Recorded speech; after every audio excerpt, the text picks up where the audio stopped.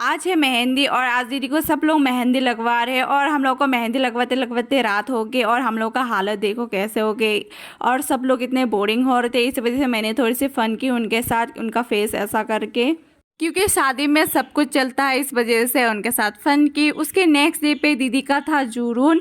और हमारे असमीज में जूरून को कहते हैं जो शादी से पहले दुल्हन को देते हैं, दूल्हा के घर से गहने सब कुछ देते हैं, गहने कपड़े जो भी कुछ होता है दुल्हन पहनते हैं सब कुछ देते हैं दूल्हा के घर से। उसके नेक्स्ट डे पे हल्दी था और हल्दी पे मैं जा नहीं पाई। खैर कोई बात नहीं, फिर भी मैं शादी पे गई और उनके जगह कब्जा करके बैठे हुए हैं हम लोग। फिर हम गए खाना खाने के लिए, क्योंकि सबसे पहले पेट पूजा, उसके बाद है अलग वाला पूजा। और मेरे आगे मेरी माँ बैठी हुई वजह से उनको देख देख के मैं हंस रही थी।